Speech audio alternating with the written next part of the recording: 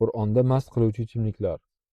Mast qiluvchi ichimliklar, ya'ni alkogol mahsulotlari tayyorlanishiga qarab ikki turga bo'linadi.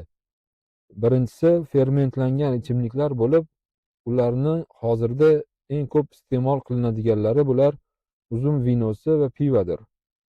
Bu ikkisidan tashqari turli xalq va mintaqalarda boshqa turdagilari ham tarqalgan. Masalan, yapon sakesi yoki xurmo vinosi yoki Yevropa olma sirkasini aytish mumkin.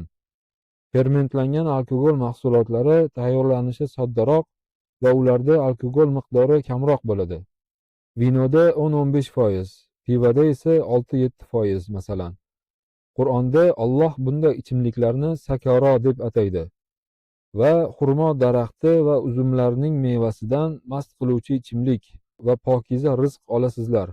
Albatta bunda aql yurituvchilar uchun oyat belgi bor, deydi Nahl surasi 67-oyatda. Bu oyatda xurmo va uzum mevalaridan olinadigan alkogol mahsulotlari pokiza rizq bilan bir qatorda aytib o'tildi. Qur'onda ular haromligi yoki ularda gunoh borligi haqida yoki ulardan qaytarish mazmunidagi buyruqlar yo'q. Lekin ularni ichib mast holatda namoz o'qish masalasi, ya'ni tartibi ochiq-oydin belgilab berildi. Ey iymon keltirganlar, to aytayotgan gapingizni biladigan bo'lmaguningizcha mast holingizda va antum sukara va safarda bo'lmasangiz to yuvinmaguningizcha junub holingizda namozga yaqinlashmang. Niso surasi 43-oyat. Xuddi mo'min kishiga ayoli bilan yaqin bo'lganidan keyin yuvinmagunicha namozga yaqinlashishi taqiqlanganidek, mast holatda to nima deyotganini biladigan bo'lmagunicha ham namozga yaqinlashishi taqiqlandi. Mast qiluvchi ichimliklar, ya'ni alkogol mahsulotlarini ikkinchi turi esa distillangan ichimliklar bo'lib, ular ham avval fermentlanadi, ya'ni tarkibidagi ba'zi moddalar alkogolga o'zgartiriladi, keyin esa qo'shimcha takroriy ishlov berishlar, ya'ni distillash yordamida ulardagi alkogol miqdori oshiriladi. Eng ko'p iste'mol qilinadiganlari bular viski, aroq, bayju yoki soju va boshqalarni aytish mumkin. Ularning tarkibida alkogol miqdori o'rtacha 40%, ba'zan undan ham yuqori bo'ladi. Qur'onda Alloh ularni xamir deb ataydi. Zindonga u bilan yana ikkita yigit tushdi. Ulardan biri men tushimda xamir siqayotgan emishman dedi. Yusuf surasi 36-oyat. Yusuf alayhissalom bilan birga zindonga tushganlardan biri tushida xamir siqayotganini aytadi. Yusuf alayhissalom esa uning tushini ta'birida ozodlikka chiqib xo'jayiniga xamir quyib beradigan yordamchi bo'lib ishlashi haqida aytadilar. Ey hamzindon do'stlarim, sizlardan biringizga kelsak, u hojasiga xamir quyib beradi. Yusuf surasi 41-oyat. Oxiratgacha hidoyat dasturi bo'lib nozil qilingan kitobda xamirni siqish, ishlab chiqarish, quyib berish va uzatish haqidagi oyatlarning salbiy munosabatsiz yoki ogohlantirishsiz betaraf ravishda kelishi ularni qilish mumkinligiga ishora qiladi. Eslang, keyin esa o'sha mamlakat podshohi tush ko'radi. Tushida 7 semiz sigir va shuncha oriq sigirni hamda 7 yashil boshoq va shuncha qurigan boshoqni ko'radi. Bu tushning ta'birida Yusuf alayhissalom ularni keyingi 7 yil o'stiradigan boshoqli donlarni ba'zisini iste'mol qilib, qolganini saqlab qo'yishga undaydilar. Chunki undan keyin 7 yil qurg'oqchilik bo'lishini aytadilar. Bulardan keyingi 1 yilda odamlar uchun yana serob yomg'ir yog'adi va yana siqadilar. Yusuf surasi 49-oyat. Yana yog'ingarchilik bo'lib, don-dun serob bo'lganida sizlar yana siqasizlar demoqdalar. Anavi yordamchi tushimda xamir siqayotgan edim deganini eslang. Bu yerda ham yana xamir siqasizlar demoqdalar.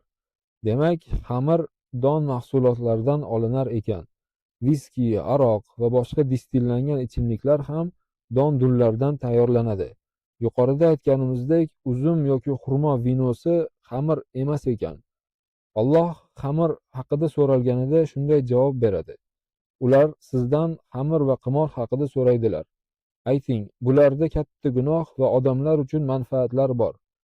Lekin bularning gunohi manfaatidan kattaroqdir. Baqara surasi 219-oyat. Demak, ularni iste'mol qilish katta gunohlarga olib borishi mumkin ekan. Sababi ularda alkogol miqdori ko'pligi va ortiqcha iste'mol qilish inson miyasini o'rab olib, nima deyayotganini va nima qilayotganini bilmaydigan darajaga olib borib qo'yishi. Lekin xamirni manfaatlari ham bor. Ular hozirda dori vositalari va gigiyena mahsulotlarida masalan keng qo'llaniladi. Ey iymon keltirganlar, albatta xamir, qimor, but minbarlar va cho'plar shayton amalining zararidir. Najot topishingiz uchun uni tark eting. Moida surasi 90-oyat. Alloh iymon keltirganlarni jiddiy ogohlantirmoqda. Xamir shayton amallariga sabab bo'luvchi yoki ularga olib boruvchi 4 narsadan biri ekan. Shayton xamir vositasida sizni gunoh ishlarga boshlaydi. Bu oyatda birlik shaklida kelgan tark eting buyrug'i esa shaytonga nisbatan aytilmoqda. Chunki shayton faqat orangizga dushmanlik va nafratni xamir va qimor sababli solishni hamda sizlarni Allohning zikridan va namozdan to'sishni istaydi.